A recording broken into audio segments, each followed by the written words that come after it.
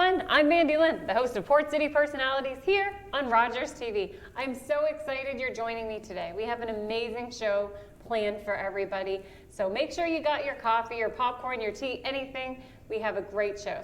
I'm going to be joined today with our first guest, who is Brian Godsoe, who will be talking about comedy, mental health, what got him started in comedy, and what he's been up to lately.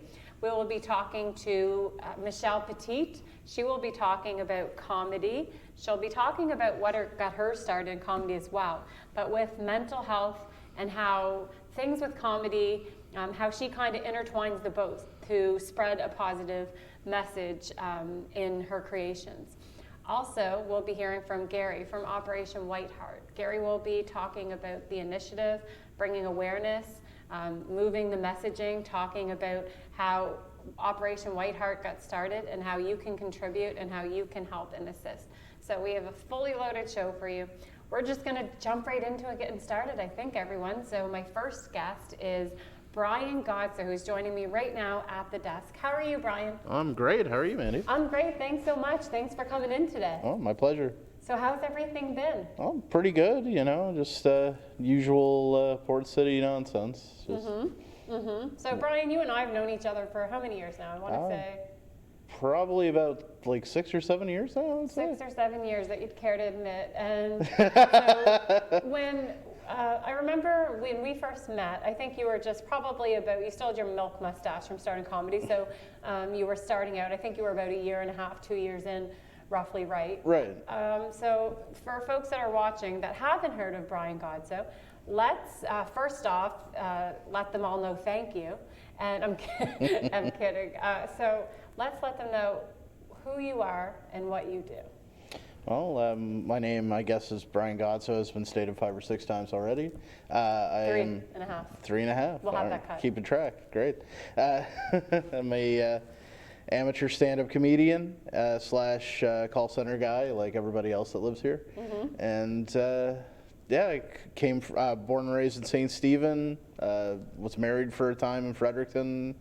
That fell apart, and then I decided, you know what, my life's in shambles. Why don't I get into comedy? Right. As every message in comedy stars. But on a more serious note, talk me through the process of that. So you took a situation and you created with it. So talk about that. What made you do this? Something I've always wanted to try, and when I was married, 2 kids full time, just wasn't something that factored in. Like, I just had other things on my mind, and just when that all fell apart, just going through some stuff, of course, having a hard time with it, and then I just decided, you know what, screw it, let's give it a try. And then I went on to Facebook. I thought you were going to say Tinder. I don't know why, but go ahead. Tinder didn't exist at that point. Oh, sorry. This is pre-Tinder. Okay, we'll make sure we have that added in. No, actually, funny you should mention that. I did, when I was separated, try to go on to, what's that one you see the ads for? Like before Tinder? It was Christian Mingle? No, Plenty of Fish? Bumble? Before all that, like the more official, the one you have to pay money for. Oh, I don't know. Okay. I can't remember. But that's fine. But I tried to apply for that, and they rejected me because I wasn't fully divorced and had locked my account until I could provide a divorce certificate. Oh, wow. That's embarrassing. I should have just said it was Christian Mingle. That's funnier. That's fine. I would have went with it. I would have believed in you. I mean, I know folks that have done the Tinder and stuff like that, but when they do that, you only have so many swipes, and then you have to go national, and then they're like, whoops. Sorry, we're all out of matches locally. Care to go national? And then that's when you know. So, all right. So back to your writing process. Talk me through that. Sure. There really isn't much of one. I'll get an idea, usually before bed.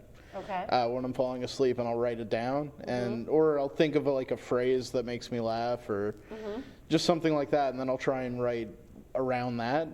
But most of the time, when inspiration's striking, because like I used to try to force myself to write. I used to go to a cafe, sit down with a coffee, and just stare at a blank notebook for an hour. But if was I'm this at before there was free Wi-Fi at the cafes?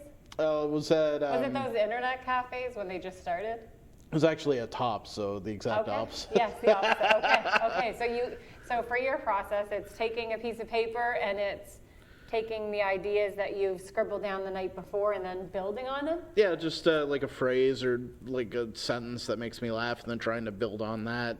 And I find most of the time, it's either when I'm going to sleep when I get those ideas, or if I'm at shows. I usually write a lot at shows, and just get Okay. inspired by being around it. Okay, so, and in terms of repurposing, so will you write something and then how many times before, for folks, I guess, that aren't comedians or that wonder a little bit about the writing process, is it, so you don't just go get up on stage and hope for the best. There's a writing process, right? It's somewhere in the middle, actually, at least for me. Okay. Because I found that I work best when I'm a little bit more off the cuff. So I'll write my jokes, of course. I'll have my ideas more fully formed. But usually Did when you just say more fully? Can you use smaller words, please? Because I'm not quite there in life. Okay, no, continue. Sorry. write them gooder. And Perfect. but usually if I'm putting together like a list of stuff that I want to do, I'll just use single words on a piece of paper and Right. crumple it in a ball. Yep. And then I'll just sort of wing it from there. Okay, that's fair. And so, I guess what would you say has been? I want to tie this a little bit into mental health now, because I think that everybody can agree that the old tale is like, laughter is the best medicine. That it's writing and inspiring. Have you ever dealt with any mental health issues and gotten through that, or have you would you agree comedy and comedy writing and performing is kind of like a area of opportunity for you to be able to make others laugh and take a negative and make it into a positive? Because what I know about you is I know that that's always been something for you, is the desire to make folks laugh, but also to be able to, and I think you said it best, Brian, when we'd first met, was if you can make people feel a little bit better about their day by something, by a show or an act that you've done, then, it's kind of fulfilling. So would you still agree that that message runs true to you? Oh, absolutely. I like to joke that I use it as a substitute for therapy in a way. And even though I've never been fully diagnosed with anything per se, Right. like I know I've dealt with depression before. I can think of several after my marriage fell apart, which is why I got into this in the first place. There was a summer where I was on stress leave, which ended up being more stressful. And anytime when I've felt like that and I've had a show coming up, as soon as I get on stage, that all goes away. Right. And yeah, like if I can make somebody else laugh and forget about their troubles for a little bit, absolutely, there's no feeling like it. Sure. And how is it therapeutic to you? So you just said that it's like a therapy. So how is this therapeutic to you? Grabbing the mic, getting on stage in front of the crowd. How does that make you feel during it and then post? I guess it's kind of like facing something head on that you are afraid of or you are anxious. Before this, I was never a big public speaker. I used to hate it. And my comedy, like a lot of it has to do with my weight, my height, that sort of thing. And like I see that as sort of almost developing an armor, if that makes any sense. Because like that's all stuff that I used to feel really self-conscious about. But when I'm up there and I'm making fun of I'm laughing with them instead of them laughing at me, that kind of makes that all a little bit easier to deal with. Yeah, no, that makes sense. And so I want to go back to your first time performing. So at the beginning of our interview, I talked to you about when I met you. So Yeah. tell me about your very first time performing. Where did you get the gumption to be able to go up and to do the performance? And was it what you wanted to be? Well,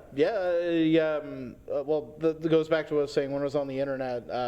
I found a group, the Fredericton Comedy Collective. I don't think it's around anymore, sadly, but they used to run the Wilsers Room, and you remember the Wilsers Room. I do. That yeah. was You the and I place. performed there. Yeah, and I got signed on for a Thursday night. And I had a bunch of friends at work at the time, and they were kind of getting me to go on. And I remember going up, and I think I did okay. And then when I got off, and this is the memory that I have burned in from that night, but Phil, right? That's where I met Phil. And Phil Hawkins, for anybody that doesn't know. I just thought you meant Phil in general, so apologies. I do not know Phil Hawkins. Oh, I know Phil's. That's okay. okay, I fair know a lot of Phil's. A lot of people aren't going to, but Okay. But like But a lot of people know Phil. Can we agree on that? Oh yeah, Okay. yeah, a lot of people All know right, about continue Phil. on. Phil Hawkins. And I come down, and he comes up to me and he goes, "Well, it was all right, but it needs an ending." And then he went up and he bombed for like 5 minutes straight. So. So you felt pretty good about it when you finished then? Yeah, I felt great. What was the overall feedback from everybody? Was it a rush you were looking for? Were you looking for to be able to kind of get this out, or? Yeah, it wasn't the thing that sealed it that first time. Like, I enjoyed it and I definitely wanted to do it more. But the second show I ever did, I went on a trip to Calgary that a friend of mine flew me out, and I stayed with him for a few days. And I did Broken City, Comedy Monday Nights in Calgary, which is, I believe, the oldest open mic in the country. That's incredible, Brian. And I think that was the thing that nailed it. Like, I didn't even do particularly well, but the feeling that you get, like, even when you get a few laughs from that size of a room, yeah, no, it felt fantastic. And I knew that was the thing I'm going to be chasing for the rest of my life. That's incredible. And so, do you have any upcoming gigs that you want folks to know about? Not any that are going to be upcoming by the time this airs, but tonight down at Wasted Days Brewing. Oh, let's talk past tense about it then. How did you do at Wasted Day Brewery? Oh, it killed. You crushed it. It was a good set. Absolutely, yeah. Okay, but most importantly, if folks wanted to book you, if they wanted to book you or get in touch with you, so that you could perform for them, is there a way? Other than going on Tinder or Bumble or whatever it is? Is there a way that they can contact you without swiping left? Sure. My email, briangodsoe@gmail.com. I think I even have an official comedy one that I haven't checked in a while, briangodsoecomedy@gmail.com. So either one of those is good. Okay. And just over Facebook or... I don't currently have a manager. Jimmy McKinley won't tell me how I can get one. No, just either one of those. Give me $1,000 cash and don't talk about it, and then I'll be your manager for that. All right, fair enough. And then just quickly before we go, my very final question to you, Brian, is anybody that wants to talk about mental health or anything like that in your own personal experience, what kind of advice do you have to give to anybody? Just be open and listen. That's really it. If someone is opening their heart to you like that, listening is the most important thing. They don't need your advice. They just want an ear. That's really it. Of course. Brian, thank you so much for coming by today and sharing. My podcast with Arif Hussein and John Forward, 4-Story Walk Up is. They can see that too? Okay, yeah. All right, perfect. And is all that content available on your page? Yep, yeah, it should be. And I think 4-Story Walk Up has a Facebook page as well too. We go live on there when we go on there. Okay, we'll make sure everybody should check that out if they want. And then, so thank you so much for sharing your message today. As always, love you. Thanks for coming by. And can't wait to see you again. Well, thanks for having me. Thank you. All right, and now I'm joined by my good friend, Michelle Petit. Michelle, how are you today? Fantastic. Thank you for having me today, Mandy. Thank you for coming by. It's always a pleasure running into you. It's always a pleasure running into you. We've got to learn to walk without hitting each other. We absolutely do. So I'm very excited that you're here today, that you took time out of your busy day to come by and talk about mental health and comedy and everything that has to do with that. So for those that are joining us, for the folks that don't know who Michelle Petit is, who are you and what do you do? Well, I'm a local comedian in St. John.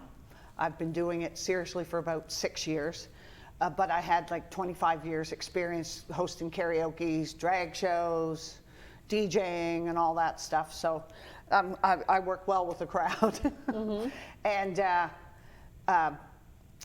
I'm also a person that was had a lot of bullying happen to me when I was a kid in school. I was in a small town, and they say kids are cruel, and they truly are. So, you know, I have a different way of looking at things because you develop a sense of humor, and that's one of the ways, or you can be tough.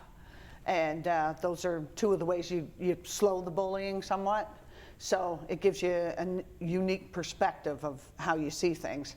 So what I like to try to do is picture things that are can be bad in your life and turn it into a funny twist so everybody has a laugh, and I really quite enjoy doing that.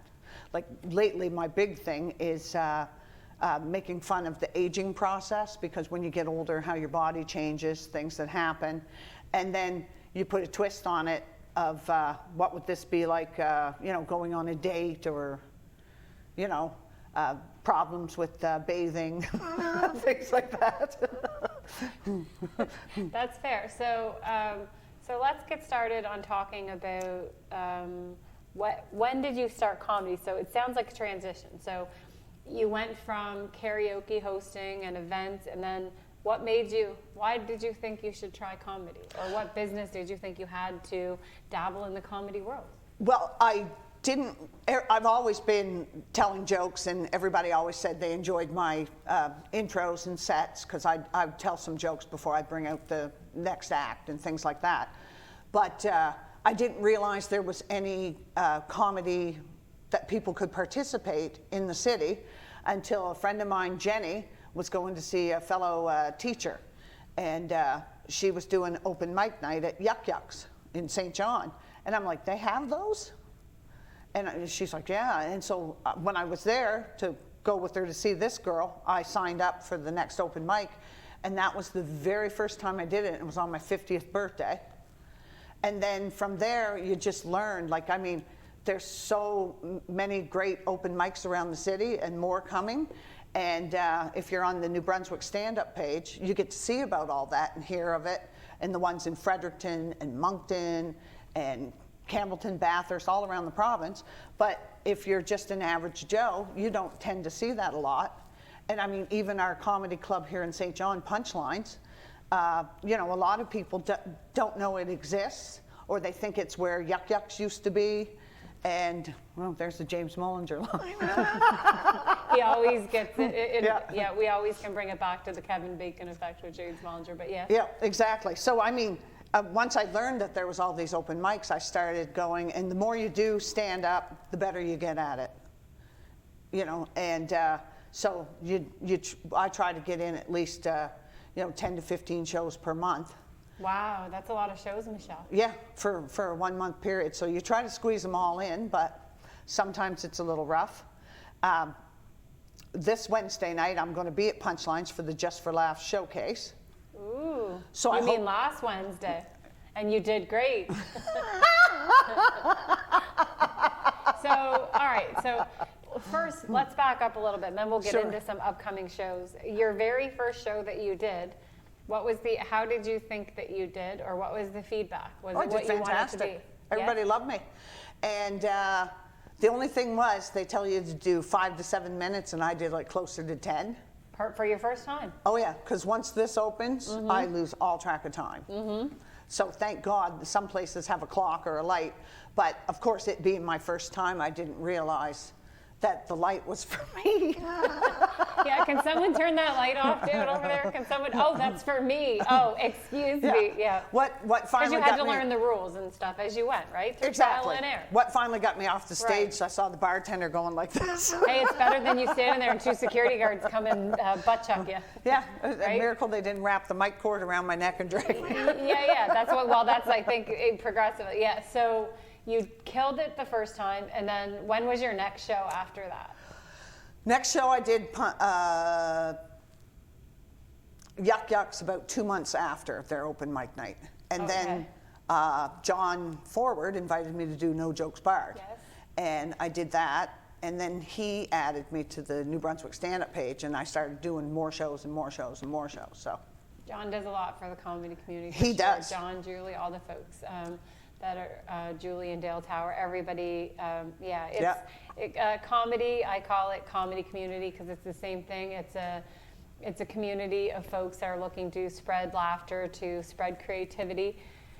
What is your writing process? How do you come up with your material? So you talked about mental health. You talked about being bullied.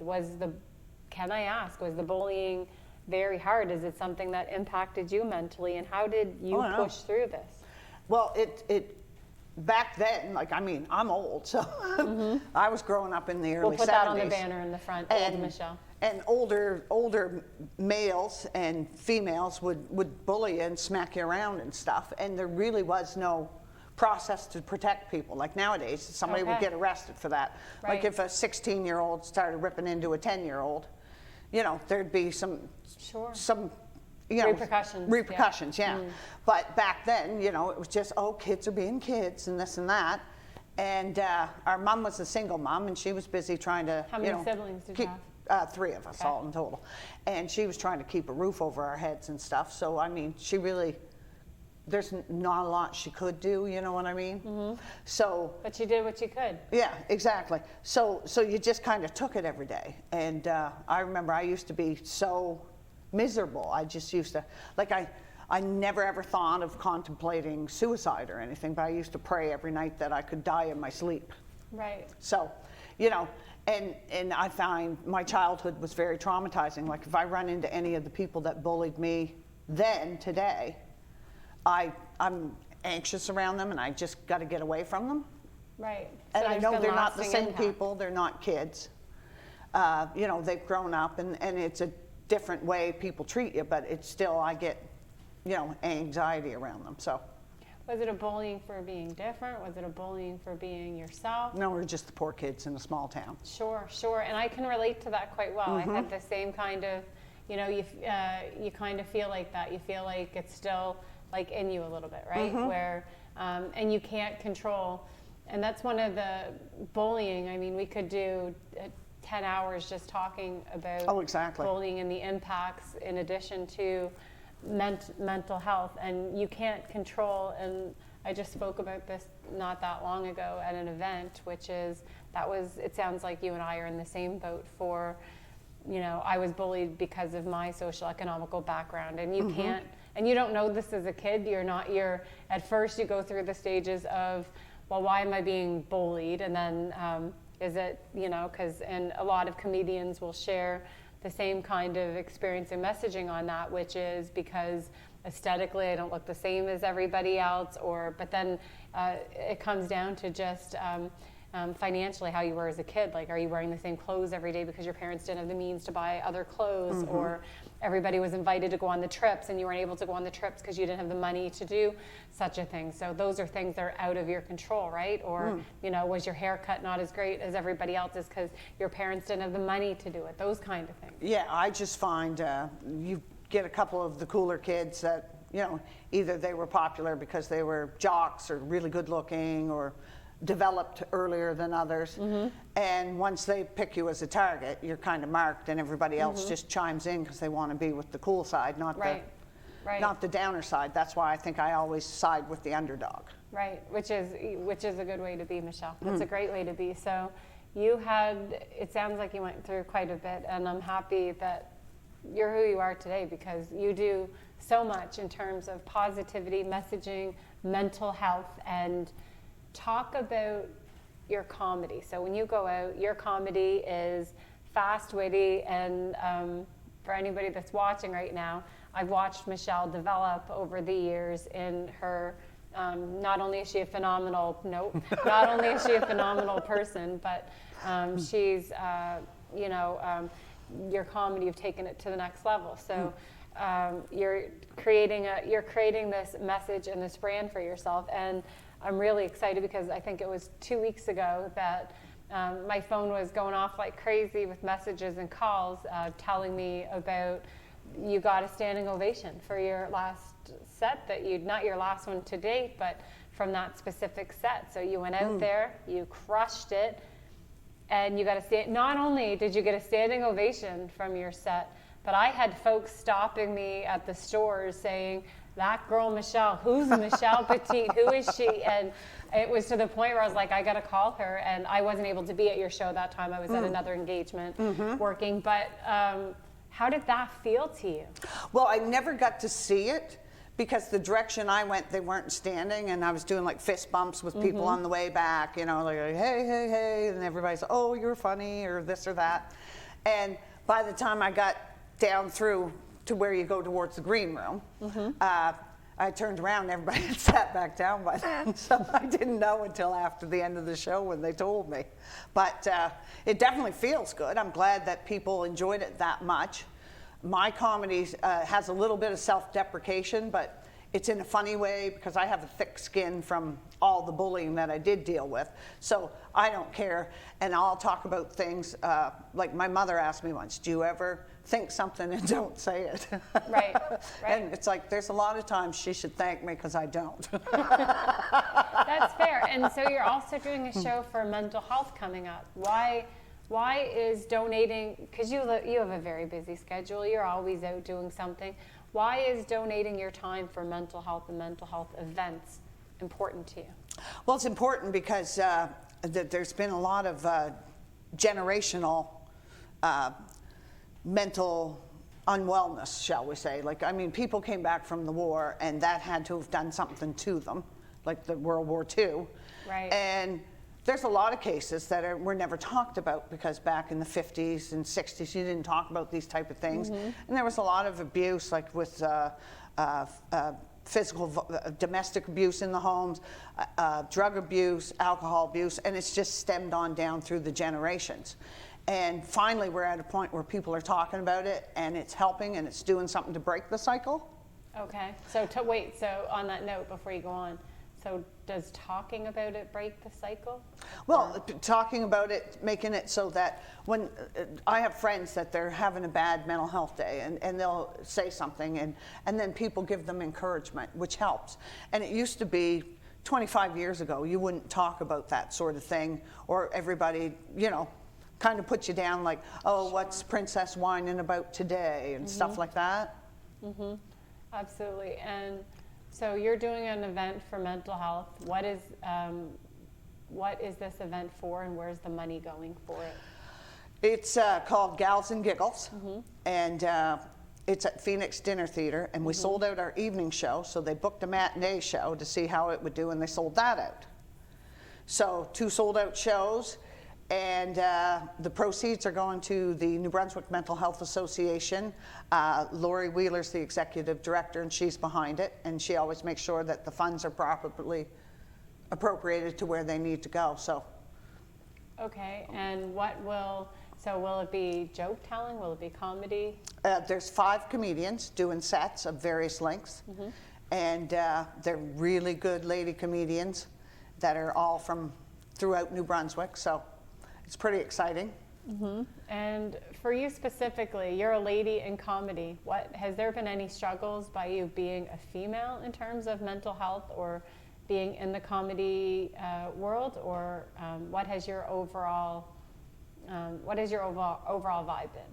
No, I don't find there's been too many struggles because I'm female, because I mean, well, first of all, I have a potty mouth, so some people might tend to forget that I'm female. And it's just, if you're funny, people want you to do shows and people want to see you do shows. You know what I mean? It's all about how you bring the humor out, and if you can make people laugh because they can relate to something that they're going through, maybe. That makes sense. And you can make it funny for them, then they really enjoy that. For sure. And for anybody that is watching right now, Michelle, you talked about mental health and comedy and your writing process and all the fabulous things that you're doing and how you've overcome so much. And I want to say thanks for sharing that story, first off. But for folks that are watching, in terms of mental health, what is your advice that you would give to folks? Definitely reach out to people, talk to people, because there's people that care. But what about on the bad days? Should they reach out to folks on the bad days too? Definitely. When you're at your lowest points is when you need to be reaching out to people, because you'd be surprised how, like, every time I've ever heard of somebody that committed suicide, everybody goes, I never would have guessed it. They were always so happy and this and that and the other thing. You don't have to have that facade on all the time. You can let people know you're low and you're down and you need them.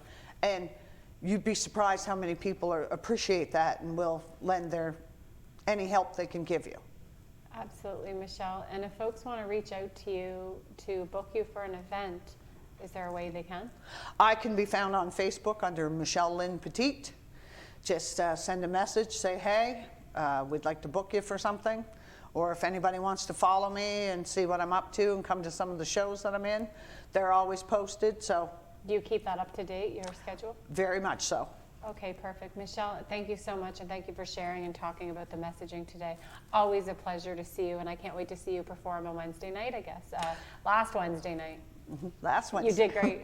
Thanks so much. Thank This you, was Michelle. fun. Thank you so much. You're so great at this. Thank you. All right, everyone, I am now joined with Gary. Gary, I want to first off say thank you so much for all of the hard work that you do in the community, and we're going to get into everything that you do, but I want to say thank you so much for making time out of your busy day to come by today to talk about what you do and why you do what you do. Oh, you're welcome. Thank you for having me. We're very excited to have you here. So for folks that are watching right now, who are you? Well, my name's Gary. I started an initiative back in 2022 called Operation Whiteheart. Right. And it just kind of snowballed after last summer, and then we're carrying it into this year. So what it is we go around and put white hearts in people's lawns, landscaping. And this is meant to create conversation. So when someone's walking down the street and they see a white heart on the grass, maybe they'll stop and ask that neighbor, what's all these white hearts for? And that's where the conversation gets created. When they start talking, then they say, oh, I lost somebody, or I have somebody that suffers from mental health. So, and then they get to know each other a little better, and they're not afraid to talk about what they've been through. Okay, and you started this? Yes, I started. In 2021, they built a park over in North End. It's called the Giant Steps Wellness Park. Okay, At the center of this park is a great big 17-foot white heart. I saw. Yeah, so what we did, we shrunk it down, and we said, let's bring this park to the people. Ooh, So- where did you get that creative idea? I don't know where it comes from. Okay, okay, it's somewhere in there, you're like, this would be It's good, there, but yeah. it's a great idea. Okay, Yeah. talk me through that. So let's bring these hearts to the people. And as soon as I introduced it, I did the first one. I had people on my list, getting on my list to get these hearts done because they just thought it was a beautiful idea. And when I first started, I had about 30 on my list. And every time I go out and do a heart, someone else would want to get on that list. So the list just kept growing. So last year, I ended up doing 350 hearts altogether. Some of them are do-it-yourself hearts. Probably 70, 80% of them I did myself. And I had some helpers come with me help do them too. Wow, So it's growing fast. And this year, I think we're gonna double that. Yeah. so when you say white hearts, is it a rock? Is it, like, what's it made out of? Yeah, it's it's called white deckle stone. It's a marble. It's a white rock. Ooh. Yeah, and I cut out the shape of the heart in the grass, and Do I you bake make each it down. of these yourself? I make them, yeah. Okay. Yeah, I have a steel cookie cutter. I call it a giant cookie cutter. I use that, and I put it down. I cut the sod out. Bork's Welding actually donated that to me, Wow. and yeah, so yeah. All right, and I want to know why you started this. Why? Give me the, like, everybody has a reason or their aha moment, or what made you, first off, what was your aha moment to get you to create such a wonderful initiative cause? Yeah. So back in 2019, I kind of got involved in mental health. Up until then, 2019? 2019, I was pretty ignorant. I had no idea that it was a problem. I knew it existed, but I didn't know how big a problem it was. Okay.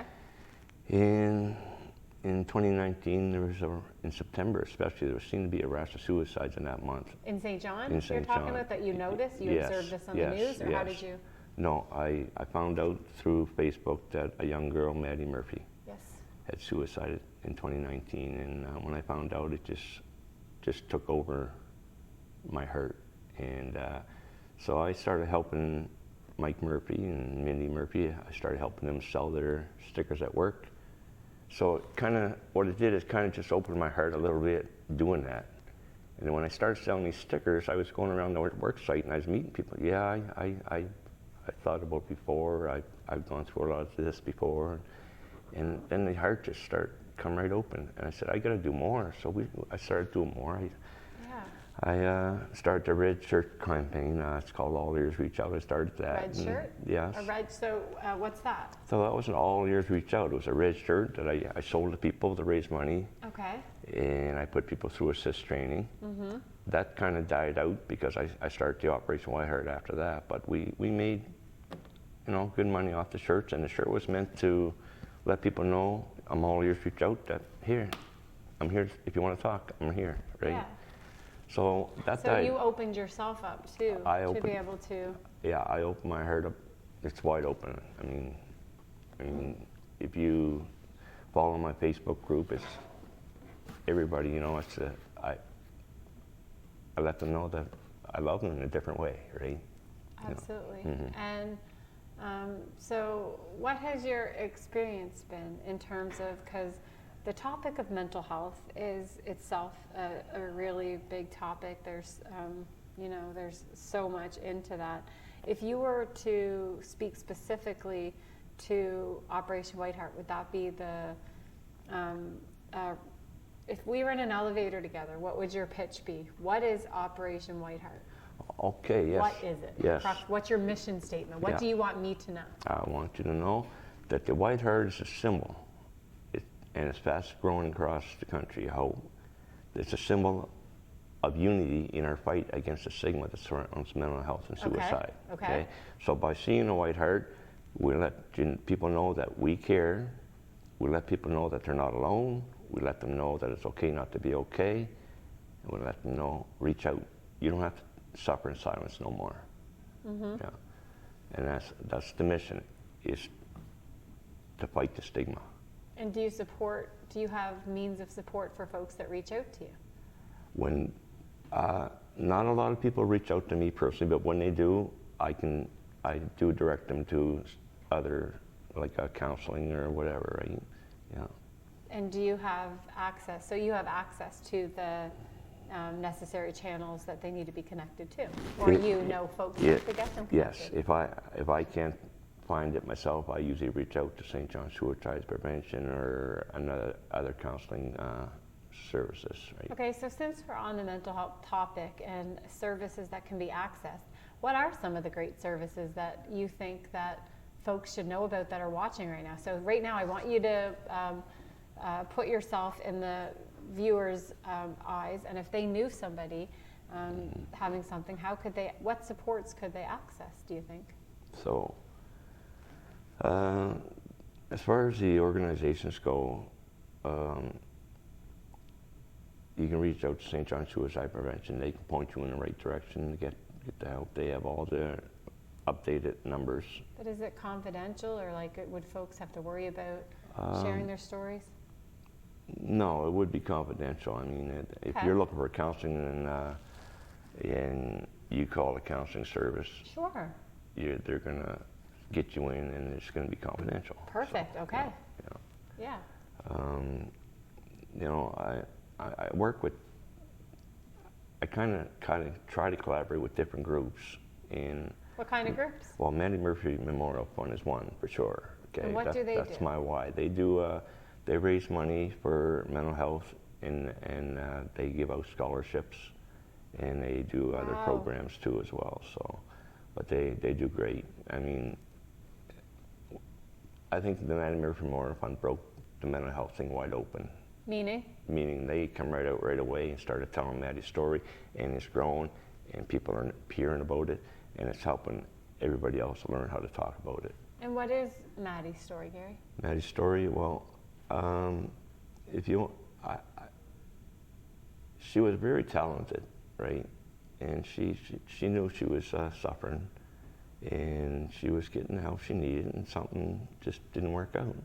But if you want to know Maddie's story, you can go on the Maddie Murphy Memorial Fund page. Maddie Murphy Memorial, okay. And you can watch the video there. Mike and Mindy did a beautiful video explaining about Maddie's story. Yeah. And so, what are some of the other initiatives that you're involved in? Well, and thank you for that, by the way. Yeah. No, I love, only because I'm new to this and I'm getting to meet these new connections, but NB Copes, Pam Brinat, Pastor Nick, I think her name is, I love what they're doing.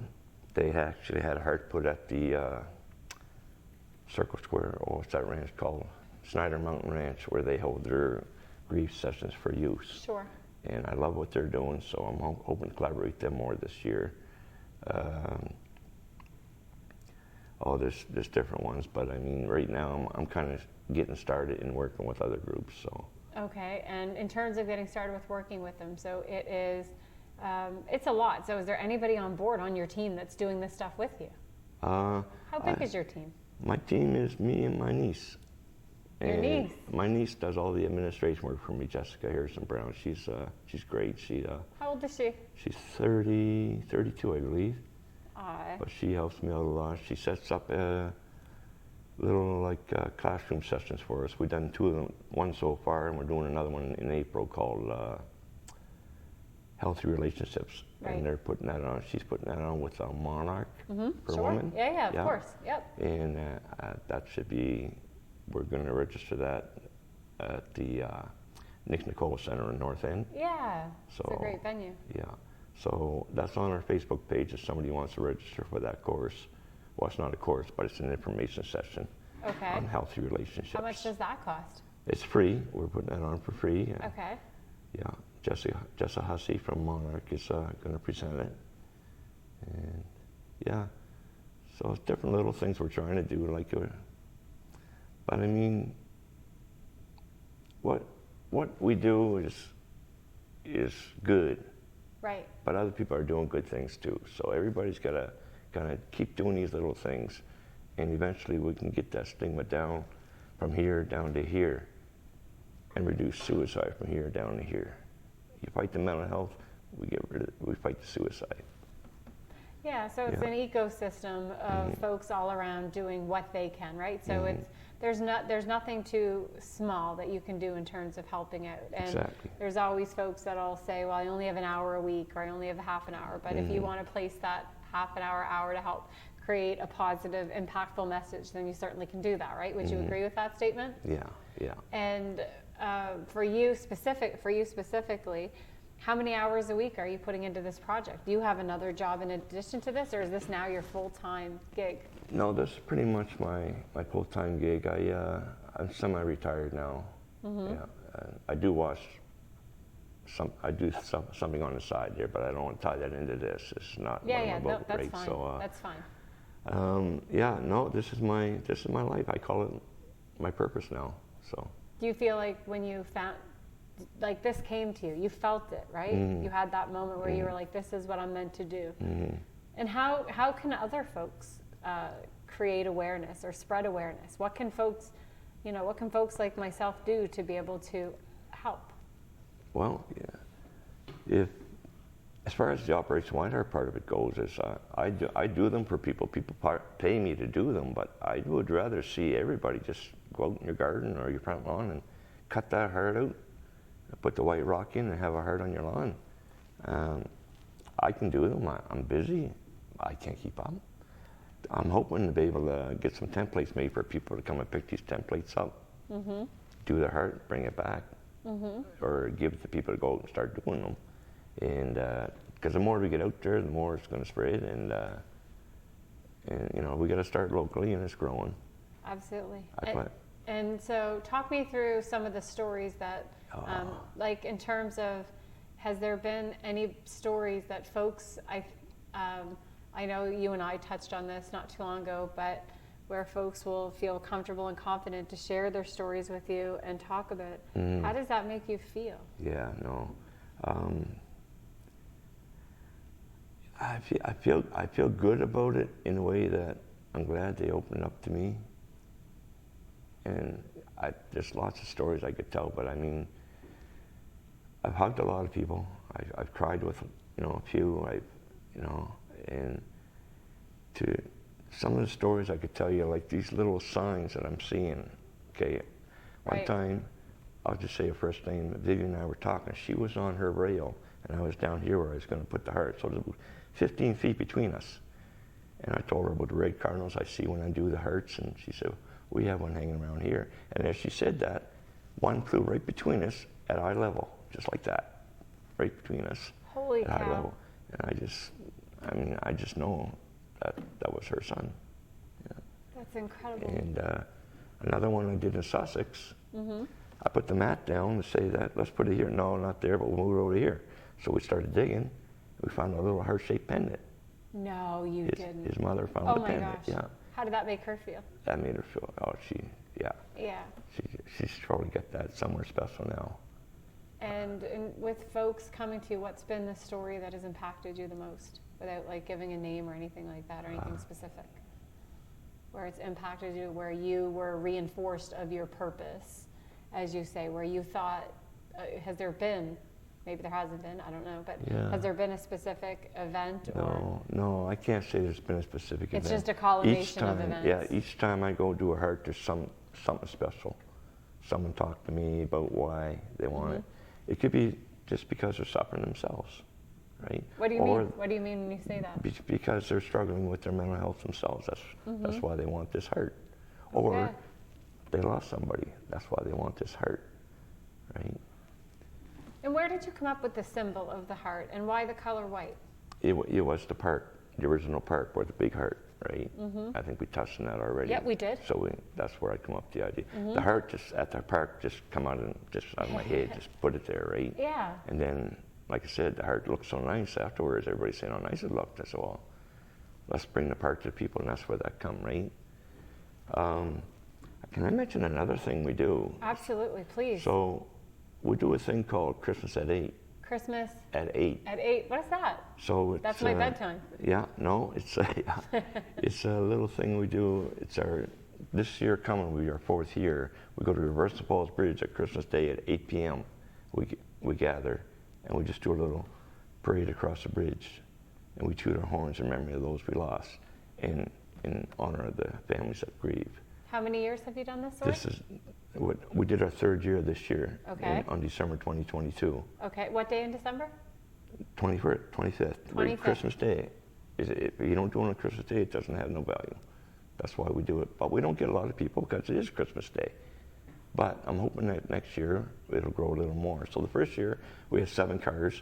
The second year we had about a dozen cars, and this year we had about 15 cars. So it's growing. Yeah. So the fire department come with us, and the police department, they escort us, and so this year we'll be doing it again, and hopefully it'll grow some more. And we're just going to keep doing it. Do we look to register for this? Or? We don't. No, you don't have to register. We'll do the announcement there in December, around 2 weeks beforehand, on Facebook, and we tell people to show up at 7:30. All we do, we just line up and we drive across the bridge, toot our horns, and go home. Is this like a remembrance for folks, and like a celebration of life, and like so I guess, how did you get the idea for this? This was started by, oh God. It was started by a friend of mine. He just kind of went on Facebook in 2020 on Christmas Day. He said, anybody, Merry Christmas. Anybody going across the bridge, toot your horn in memory of the ones we lost. Right. And I said to myself, hey buddy, I messaged him, I said, why don't we take this a little further and get people to come meet us at the bridge at 7 o'clock, You said and we'll drive this to him? across. Yeah. That's lovely. He said, yeah, let's do it. So we did it, and we did. The sad thing is, we lost him this year. Yeah. So I'm hoping to reach out to his family and see if we can rename it to Christmas at 8 with his name. And I will be reaching out to him soon. Yeah. Yeah. But we're keeping this going, and we want it to build each year. We'll keep it going. We're going to keep this going. We'll keep Operation Whiteheart going. At Christmas time, we decorate the trees at the park. I had 7 families come this year and decorate the tree in memory of their loved one that we lost. That's beautiful. It is beautiful, and they all come together, and they got together and socialized a little bit, and it was good. Yeah. And I want to talk a little bit about, and we probably just have, I don't know, 6-7 minutes left, but I want to talk a little bit about who you are now in terms of not just Gary, but what was your upbringing like? So have you dealt with any mental health issues yourself before, like, or now, currently? Or have you gone through anything? So before you came up, we heard from Michelle, who talked about being bullied for her socioeconomical background, not having money. We talked to Brian Godsoe, who talked about he talked about his mental health, and he talked about how his life feeling like it's falling apart, going through divorce, being a father of two, and rebuilding his life up to where he's at now with his girlfriend, with his career, everything like that. So they both had stories where they've had to overcome a lot of stuff. Have you experienced that as well? I'm curious to know. Yes, I've been through a little bit there, but the thing is, a lot of us will make it not sound so bad compared to others, right, kind of thing. But I went through my stuff. Yes, I lost my mother at 10 years old, and we went into foster care. About a year and a half later, we all went into foster care. So it's broken family. How many siblings? I have 5 others, 6 of us. 6 of you, and after your mother passed, you went into foster care while you were 10 years old, or within the year? With probably about 11 and a half years old, I went into foster care. Was your father watching you after your mother's death? Yes, but he was an alcoholic and couldn't handle it, and he just Spiraled out of control. Spiraled out of control, yeah. So I went in foster care, but foster care was great for me. With your siblings, were you all under the care of one caretaker, or were you separated? We were separated, but we were able to keep in touch. But my foster home was a great home. I had a good upbringing with the Dukes down in Fowler's Court, Churchill Boulevard. And were you there the remainder of your childhood, right through till your adolescent years or early adulthood? I was there from 12 to 18. That's phenomenal. One home right after. No, they were great to me. You got lucky. Yeah, I got lucky. That's what I always say, I got lucky. You got really lucky. They treated you like their own and took you in. Yeah. And your siblings? My siblings, they good upbringing? They get upbringing there. They had tough too, but they all turned out great. I'd love to hear that. Yeah. I'd love to hear. Yeah. And so during your 12 to 18, or during that time, would you say your overall mood was good? Your mental health was good? What did it feel like? No, you feel lost. You feel lost because you think, what if Mom was here, right?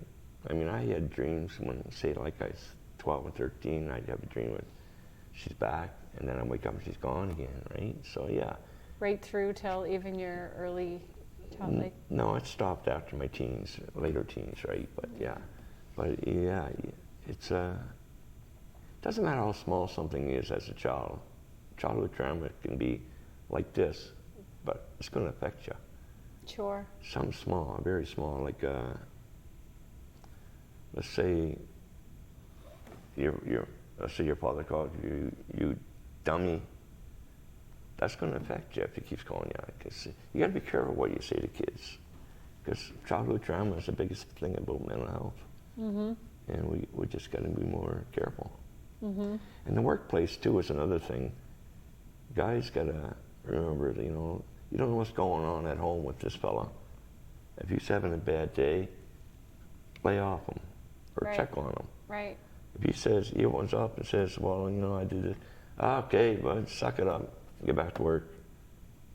Don't use that word no more, guys. We're beyond that now. Right. Yeah. Absolutely. And in terms of, to bring it back to you again, so after you were 18, you moved on your own, and then what kind of career did you pursue, or schooling? Well, no, I didn't do no schooling. I dropped out of high school, went back, got my GED after that. Good for you that you went back and got your GED. That's amazing. Very good job.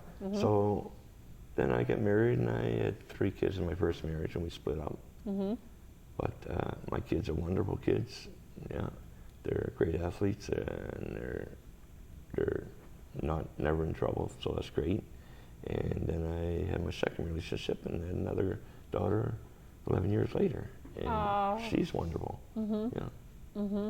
So would you say that how open is your kids with you in terms of mental health and stuff? Do you find that you're super uber focused on creating that kind of, we can talk about anything kind of atmosphere for them? No, I don't think so. I think they know that they can come talk, and I taught them from a very young age, even before like anything ever happens that doesn't feel right, you let me know. Right. Even if it's me. Yep. You let somebody know. Very good. Yeah. Very good. And in terms of, I think we just have a couple of minutes left, but anybody that's watching right now, what would you want to say to them right now in terms of if they're sitting on the couch right now, if they're watching from their phone right now, and they're thinking about mental health or anything worse than that, what would you like them to know? I would just like to say that from my experience that overthinking is going to hurt. So just know that you're loved and reach out. You don't have to suffer in silence no more. There's so many organizations that promote this. Is for you to reach out and talk and get it out of your system is the best thing you can do. It's suffering in silence is a thing of the past. We gotta come out and we gotta really open up to each other. So with Operation Whiteheart, it's getting the conversation started. It's strong awareness. It's creating conversation. What other key points? So mission statement is?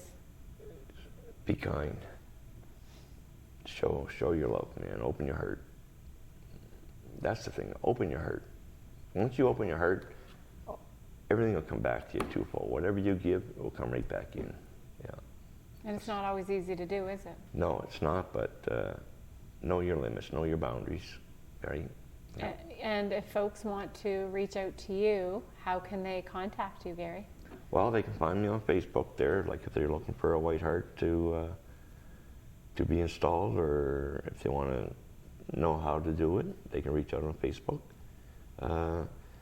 As far as reaching out to me for counseling or anything like that, it's better off to reach out to the counseling organizations themselves, because I am not a counselor. I'm an awareness person. I just want to get the awareness out there. And so, yeah. So if you want to reach out about Operation Whiteheart, about getting a heart, that's fine.